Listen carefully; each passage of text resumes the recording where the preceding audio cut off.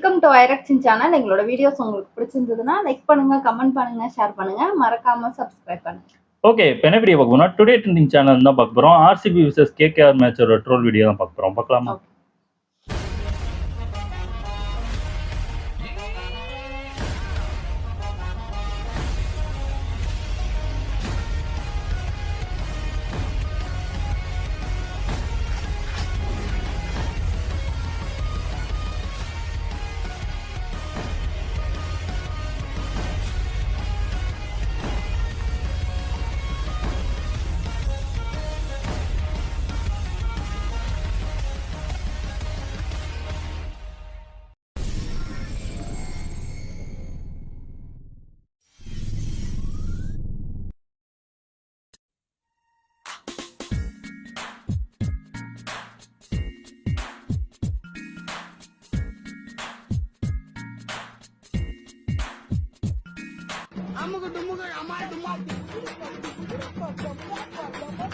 அமைதியா இருங்க, இல்லனா ஆடு மேறலாம்.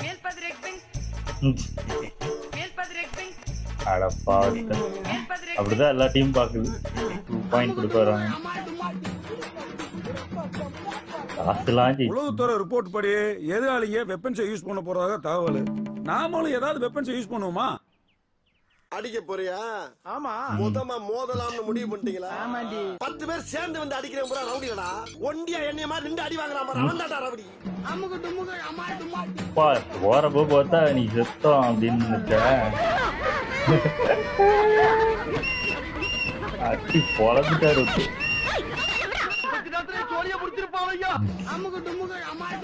இவரு விளையாடல இன்னைக்கு. ஜெய் ஜாண்டி ஃபிகர் யாரு? என் மச்சான் வருமானம் கூடி வர நேரத்துல எவனா ஒரு நாதாரி போய் என் மச்சானுடைய வலது கால குறி வச்சு நொறுக்கி விட்டு ஓடி போயிட்டான். ஒரே ஓவர்ல 2 விக்கெட் உள்ள போய் ஓரளவுக்கு கண்டெய்ன் ஆயிடுச்சு. நம்ம 100 அடி அடிக்கும் போது ஒரு அடி தவறி நம்ம மேல விழத்தாண்டா செய்யும். அந்த அடி கால்ல வந்துருச்சு. அடேங்கப்பா. அமுகு டுமுகு அம்மா டுமா. பாப்பா உயர்ந்த மனிதா, எந்த கூட்டத்துல பார்த்தாலும் எல்லா தலையும் உன் தலைக்கு கீழாயா இருக்கு.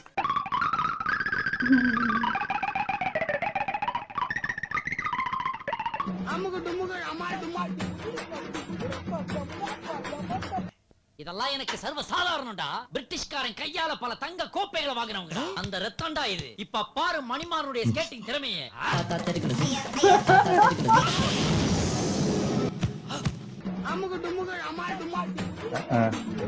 கரெக்டா எல்லாத்தையும் அடிக்கிற நேரத்துல தூக்கிட்டே இருந்தான்.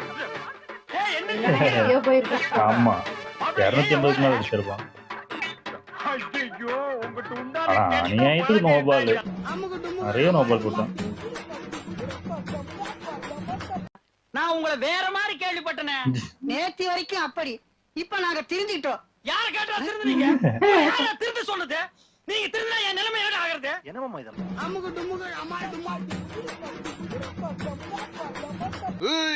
இடிக்கு முன்னாடி ஒண்ணு வருமே மின்னல், 10 செகண்ட் தான். ஆனா பவர் 10 லட்சம் வாட்ஸுக்கு மேல. சொல்லி வை. ஐயிலே நான் ஒரு ரவுடியாக்கு. எதிர்பார்க்காத ஒருத்தர் அடி வெளுத்து. மகனே நீ அவனாடா?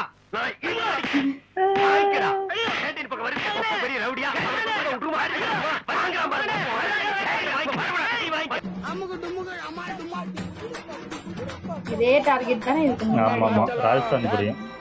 25 கோடியில ஆரம்பிச்ச 20 கோடி ரூபாய்க்கு முடிச்சிட்டாங்க. ஆர்சிபி போல கொண்டு வராங்க.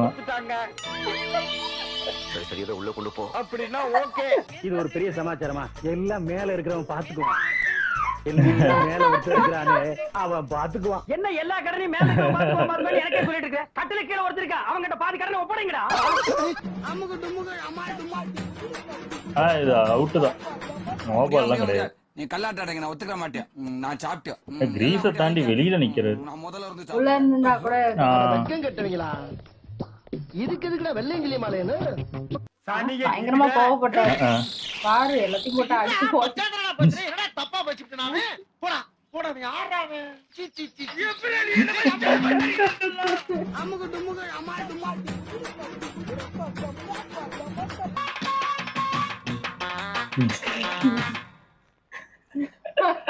என்ன நம்ம போனோனே வந்துட்டு எனக்கு முன்னாலேயே வந்துட்டீங்களா? இன்னைக்கு தான்ப்பா விளாண்டாரு வில்ஜாக். ஒருவேளை மேக்ஸ்வெல்லே இறக்கி விட்டது விளாண்டுட்டு போறோம். இல்ல விளாண்டாங்க இவங்க, எப்படியும் விளாட்லன்னா ஓகே. இவரும் செமையா விளாண்டாரு, இன்னும் போட்டாலே அடிதான். 2 பேர் இருந்த வரை சூப்பரா போச்சு. அவ்வளவு ஜெயிச்சிருவாங்கன்னு தான் நினைச்சேன் நானும். நான் அடிச்சாலும் கேட்காது, நீ கத்துனாலும் கேட்காது. பின்னாடியே ஒருத்தர் போனோடனே பின்னாடியே இன்னொரு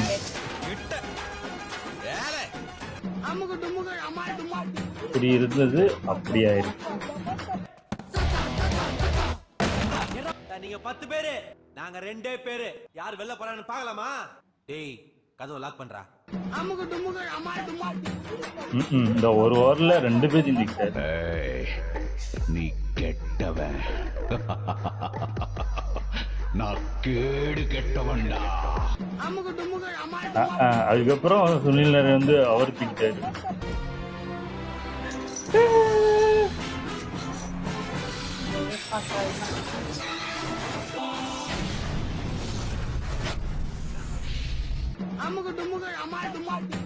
இவர் அடிச்சாரு பாரு, வித்தியாசமா அடிச்சு. ஆமா என்னென்னமோ பண்ணிட்டு இருந்தாரு.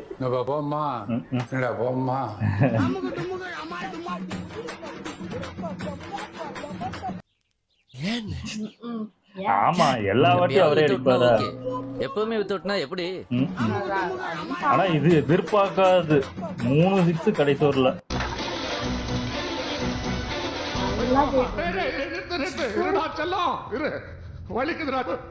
யாருடா சொல்லும் நீ? என்ன வேணும் உனக்கு? டிராவ் ஆயிடுச்சுன்னு நினைச்சேன். இனிமே காம்ப்ளான், ஹார்லிக்ஸ், பூஸ்ட் எல்லாத்தையும் நம்ம கலந்து குடிக்கணும் போல. ஏன் சார்? நமக்கு தான் எதிர்ப்பு சக்தியே இல்லையே. போட்ட உனக்கு தைரியம் இருந்தா வெள்ளிக்கிழமை வந்தாடுறா. இன்னைக்கு நான் விரதம், அதனால தான் அவன் அடிக்காம விட்டேன்.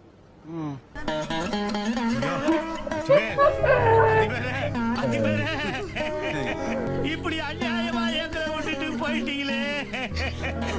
சார், நான் வேணா வீட்டுல டிராப் பண்ணிடுறேன். வேண்டாங்க, கூல். நான் நடக்க பழகிக்கிறேன். போலாம். ஓ மோதிர கையில ஒரே ஒரு குத்து குத்திர. மோதிர கையில குத்தவா? அண்ணா ஏதோ சென்டிமெண்டா கேக்குறானே. போடா போகுனே, ஒரு குத்து குத்துனே. அப்படியா? போடா. சூப்பர், நல்லா இருந்துச்சு மேட்ச், பயங்கரமா இருந்துச்சு. ஆனா இவரு அவங்க பேட்டிங் பயங்கரமா அடிச்சிட்டு இருந்தாங்க பவர் பிளேல. அதுக்கப்புறம் விக்கெட் எடுத்து எப்படியோ கண்ட்ரோல் பண்ணிட்டாங்க.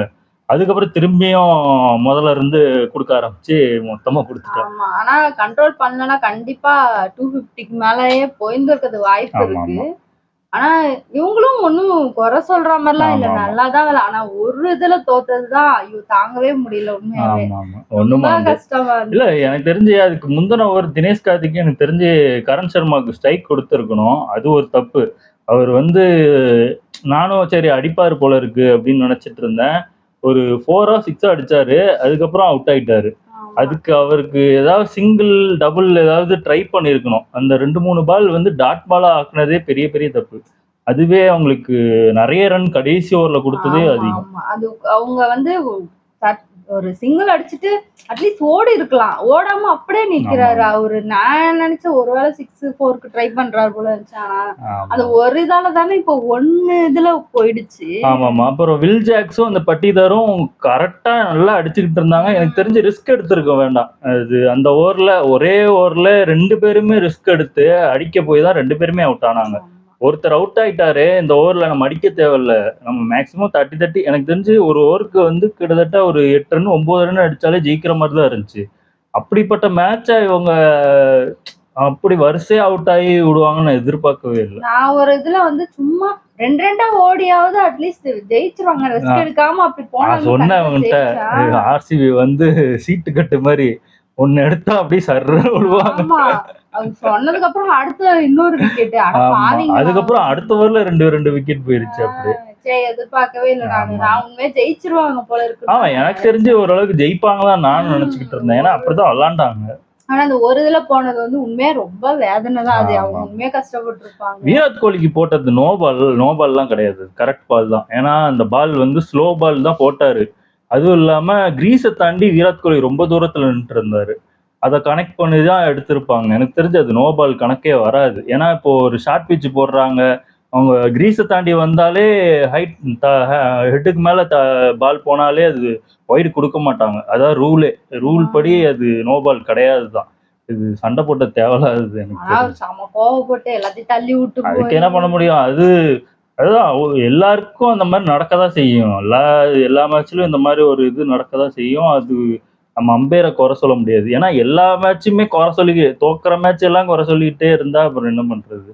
முக்காவாசி ஜெயிக்க பார்க்கணும். ஜெயிச்சுட்டா அதுக்கப்புறம் அது தப்பா தெரியாது. தோக்க போய் தான் அது எல்லாமே அதை தூக்கிட்டு வந்து பிளேம் பண்றதாவே இருக்கு எல்லா மேட்சும். கரெக்ட். அதான் இது கூட ஓரளவுக்கு ஒத்துக்கலாம். அதுக்குன்னு அந்த இது பாக்குறதுக்கு கரெக்டே இல்லைன்னு சொல்லிலாம் அதெல்லாம் ஓவர். அதெல்லாம் வந்துருச்சுன்னா ஆர்சிபி என்ன பண்ணிருப்பாங்க? அதெல்லாம் சிஎஸ்கேக்கு பண்ணி எவ்வளவு அது ஃபைனல்ல பண்ணாங்க. எவ்வளவு பண்ணாங்க. அதெல்லாம் கம்பேர் பண்ணும்போது பரவாயில்லதான் அப்படின்ற மாதிரி இருக்கு. நல்லா இருந்துச்சு. ஓகே, என் வீடியோஸ் உங்களுக்கு பிடிச்சிருந்தா லைக் பண்ணுங்க, ஷேர் பண்ணுங்க, கமெண்ட் பண்ணுங்க, மறக்காம சப்ஸ்கிரைப் பண்ணுங்க. எல்லாருக்கும் பாய். கண்ணன் தேவன் தீப்பொடி, ஆர்சிபி டெட் பாடி.